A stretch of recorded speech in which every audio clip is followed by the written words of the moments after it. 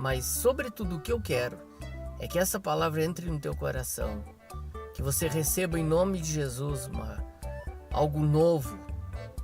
E eu sou canal de Deus. Eu estou cumprindo uma missão, fazendo algo que eu gosto e que tenho prazer. A mensagem de hoje é sobre a mulher do fluxo de sangue. Você já ouviu essa mensagem milhares de vezes.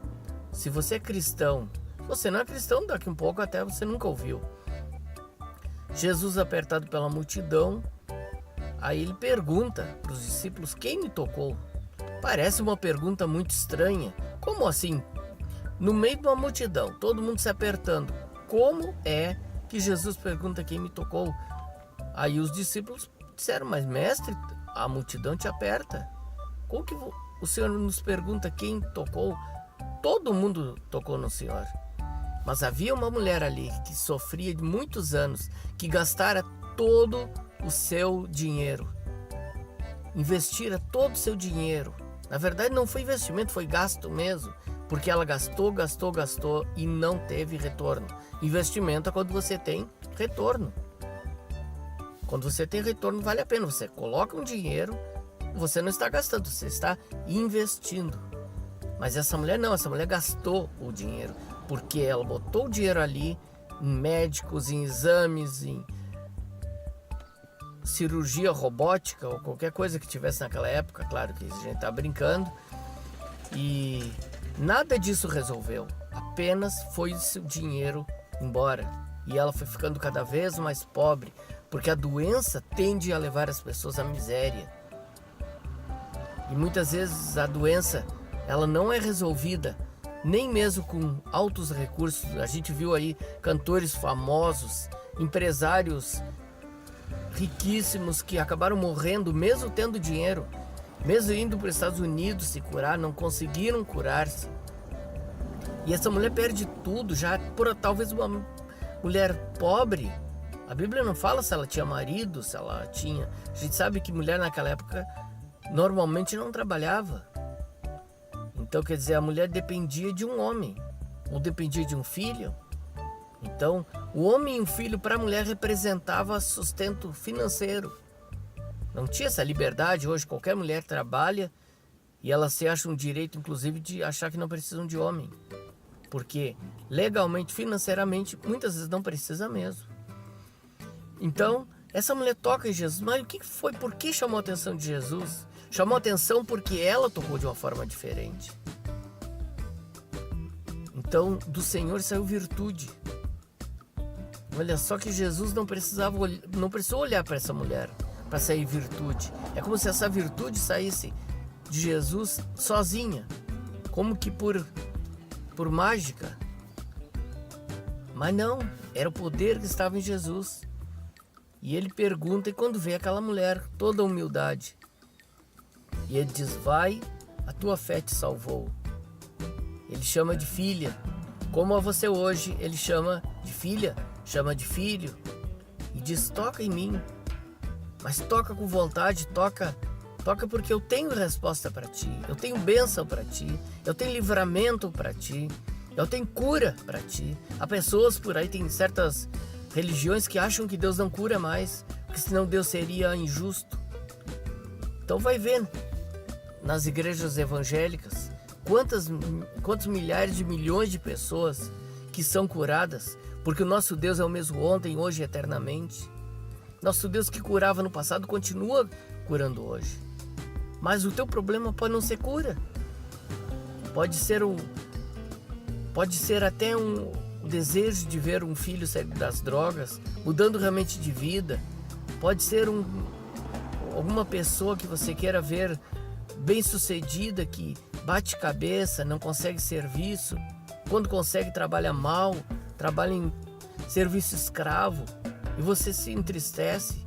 Chega diante de Jesus, toca nele por meio da oração. Hoje nós não temos Jesus e as vestes para nós tocarmos, mas nós não temos ele fisicamente, mas nós temos ele em espírito. Ele está conosco hoje, na pessoa do Espírito Santo. Qualquer coisa que você pedir, segundo a vontade dele, e desde que você tenha fé, você vai receber. Você não recebe se você tiver dúvida. Você não recebe se achar que ele não pode. Mas se você crer realmente de todo o coração, você vai despertar em Jesus uma virtude de poder, de graça. Você chegará diante dele e se colocará com humildade. Sabe que Deus resiste os soberbos, mas dá graça aos humildes. Então chegue diante dele hoje e receba o teu milagre. Receba a força que você precisa. Espalhe esse vídeo, espalhe essa palavra. Olhe todos os nossos vídeos e espalhem esse canal. Não simplesmente para eu ser monetizado no YouTube, mas para que o reino de Deus seja alcançado. Para que por muitas pessoas, sabemos que o ataque do inimigo é muito grande, mas maior é o que está em nós do que o que está no mundo. A vitória que vence o mundo é a nossa fé. A vitória que vence o mundo é a tua fé. No nome de Jesus, Deus te abençoe nesse dia. Amém.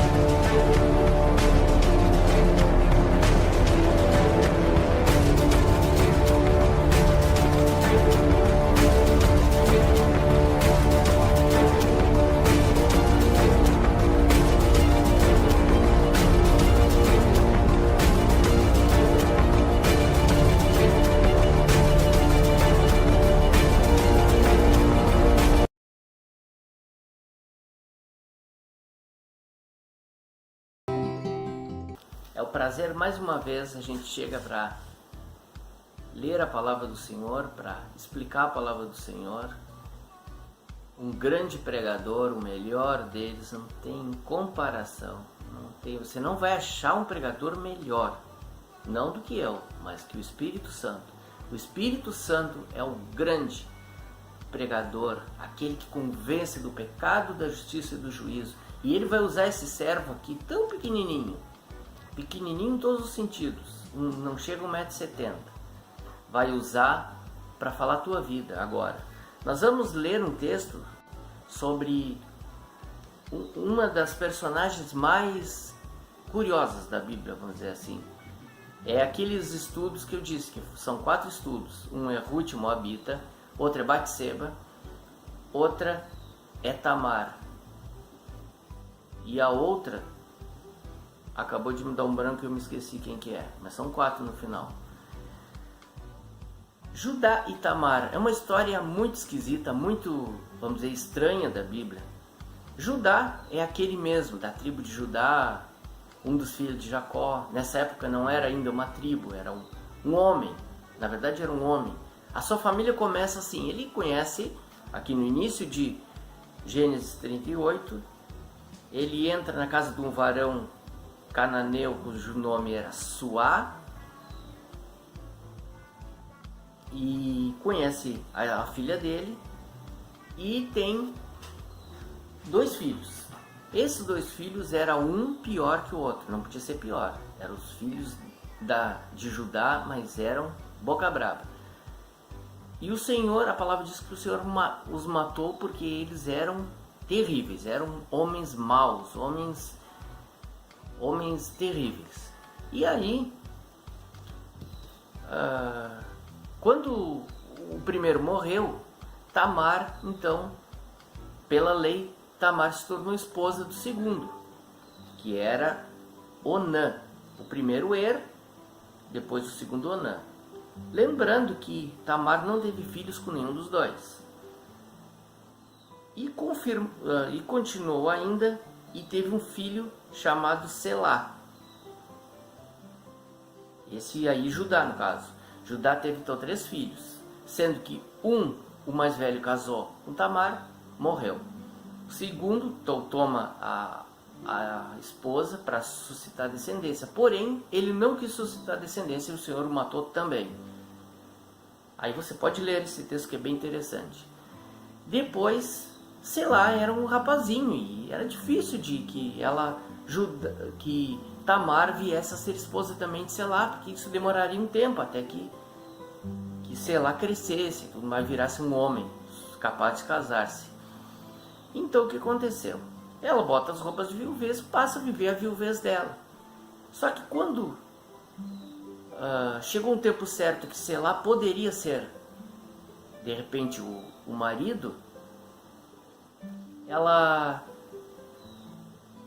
Tamar passa a ser uma espécie de mulher como se fosse amaldiçoada. Então Judá passa a ter aquela impressão que por causa dela os filhos morreram.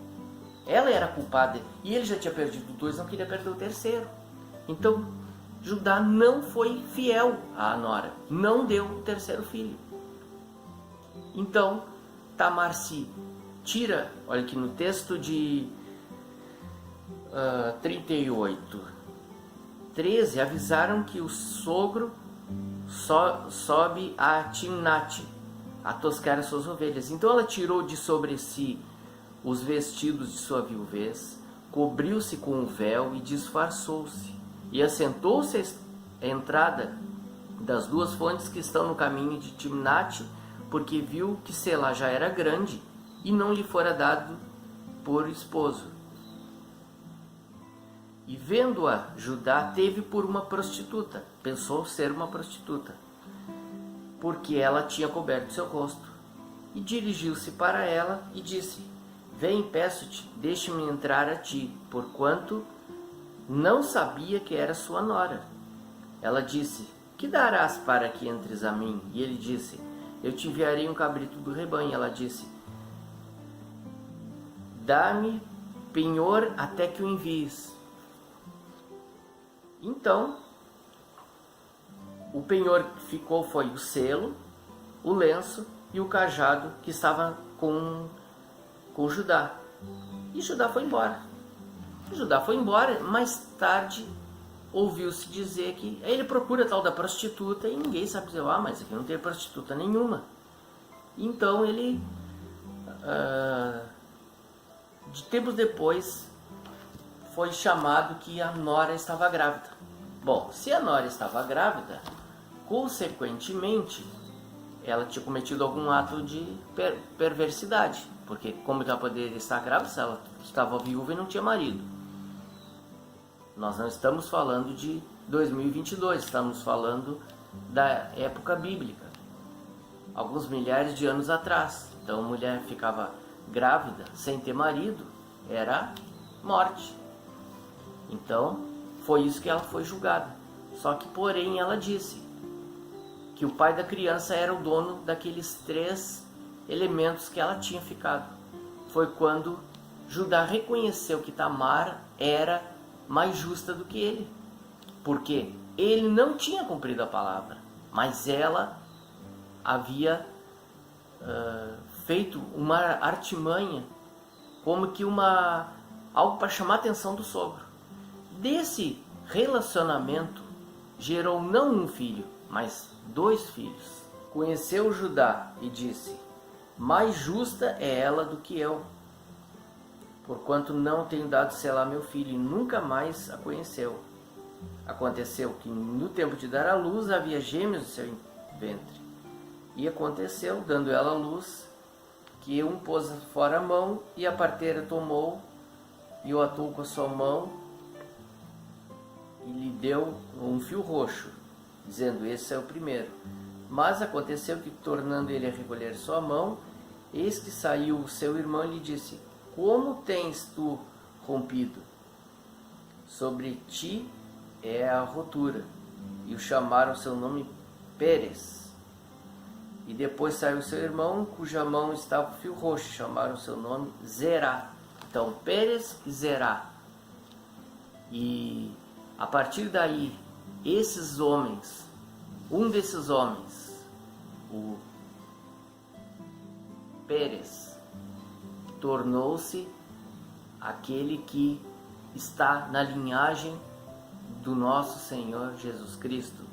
Quer dizer, mais uma vez nós vemos, por isso é que essas 4 mulheres são tão importantes. A 4ª mulher é Raabe, aquela ex-prostituta. Tamar se fez de prostituta, Raabe era uma prostituta que saiu dessa vida. E a partir daí o Senhor restitui também. É claro, Judá e Tamar não tiveram mais uma vida de marido e mulher. Aliás, nunca tiveram uma vida de marido e mulher. Foi um ato isolado. Mas Tamar nunca mais foi esquecida, porque de uma forma estranha ela também entra para a linhagem. Sem ela não haveria os filhos, sem ela não haveria a Pérez, que entra para a linhagem de Jesus. Então, quer dizer, o Senhor, a partir dessa história terrível, introduz essa mulher também na linhagem divina, também na linhagem maravilhosa, e acha que não vai fazer isso pela sua vida? Acha que ele não vai restituir o teu caminho? Mas eu cometi tal e tal coisa, mas eu fui isso e aquilo, mas eu não tenho fé, que nenhum amigo nosso disse uma vez que não tinha fé. As pessoas, muitas não sabem direito o que é fé. Pensam que fé muitas vezes é simplesmente uma fantasia. O Senhor sabe o teu coração, conhece o teu coração. Se você quer mudar de vida, em nome de Jesus eu declaro a ti a libertação e repreendo na tua vida, em nome de Jesus, todo demônio que está amarrando a tua vida, que está amarrando os teus negócios, que está amarrando a tua vida a uma depressão profunda, uma angústia, uma tristeza. Em nome de Jesus, eu proclamo a libertação de todo ódio, de toda falta de amor, de toda falta de perdão. Que em nome de Jesus, no teu coração, o Senhor esteja trazendo a libertação que você precisa para desarraigar todo o mal que te domina, que te pressiona. E eu declaro na tua vida uma vida de vitória. Agora, sobretudo, você precisa, em primeiro lugar, entregar o teu coração para Jesus, para que tua vida seja salva. A partir daí você ganha o passaporte para a eternidade e o direito de usar este mesmo nome de Jesus para mudar a história de muitas pessoas e de você ser uma bênção. Talvez eu nunca vou conhecer você, agora você um dia vai me agradecer por eu ter sido instrumento na tua vida, por dizer assim: olha, hoje eu cresci muito mais do que o Isaías que trouxe aquela palavra. Não importa, não estamos fazendo competição de pessoa usada nas mãos de Deus. O que eu quero é que essa palavra seja bênção na tua vida, que você possa desfrutar de um caminho de paz, de bênção, de graça, de glória, e que através dessa palavra, dessa mensagem, o Espírito Santo fale profundamente no teu coração e venha te libertar na autoridade do nome de Jesus. Amém. E a palavra que o Senhor ministrou no meu coração é 2 Reis 5. Você ouviu milhares de mensagens, porém o Espírito Santo vai renovar essa palavra no teu coração. Essa palavra sobre Naamã. Naamã, que era um comandante de exército, um homem muito quisto pelo rei, muito quisto pelo seu senhor, um homem que era bom na espada e sabia tudo de armamento, sabia tudo de exército, sabia tudo sobre comando. Só que apesar de tudo isso, o Senhor ter concedido muitas vitórias, a palavra diz que apesar dele ser um comandante sírio, ele tinha tido muitas vitórias da parte do Senhor. E apesar de tudo isso, ele era leproso. Talvez você seja um monte de coisa, você tenha título disso, título daquilo outro. Mas isso não tem sido suficiente, porque existe uma lepra na sua vida. Essa lepra que existe na sua vida é o pecado que te afasta de Deus, que afasta os propósitos de Deus de se cumprirem na tua vida. Afasta bênçãos que tu só vai receber na hora que tu te livrares dessa lepra. Então, de repente, esse homem leva uma menina cativa do povo de Israel. E essa menina, quando ela vê o seu senhor, ela tem piedade dele e diz para sua senhora: que bom que o meu senhor ele fosse a Israel e conhecesse o profeta Eliseu, e ele seria restaurado. Eu tenho certeza que o profeta Eliseu pode restaurar a vida dele, porque o profeta Eliseu é um homem temente a Deus, é um homem que é um instrumento valioso nas mãos de Deus. E assim a esposa de Naamã diz para ele: querido, vai procurar esse profeta. O curioso é que o rei envia cartas para o rei de Israel, que se apavora e diz assim: mas o que está acontecendo? Eu não posso recuperar ninguém de lepra, não posso curar lepra. Só acaso Deus para curar lepra? Mas aí o conhecimento chega para Eliseu. E aí diz: manda esse homem aqui. Quando Eliseu chega, quando Naamã chega na casa de Eliseu, esperando que Eliseu vinha orar, ungir ele, estender a mão, o que acontece? Acontece que apenas o servo, olha só, o servo de Naamã vem dar uma ordem para o servo do profeta vem dar uma ordem para Naamã, que diz assim: vai e se banha 7 vezes no Rio Jordão. Quando que Naamã fica irritado, diz assim: mas tem rios muito melhores lá na Síria. Por que eu teria que fazer isso? Por que eu teria que me humilhar nesse ponto? Por que teria que descer em águas barrentas, águas não tão boas? Mas aí o servo diz assim para ele, o servo de Naamã diz assim: meu senhor, não é coisa tão difícil de fazer assim. E Naamã finalmente acaba obedecendo, vai e se banha 7 vezes e sai a sua carne como de uma criança. Talvez você tenha dificuldade em pagar o preço para se libertar do pecado. Talvez o pecado é tão costumeiro que você já não tem mais esperança. Saiba que um dia eu fui preso a um pecado, apesar de eu nascer e me criar no Evangelho, apesar de ser do meio cristão, eu um dia tinha um pecado que eu parecia por horas que eu jamais ia abandonar.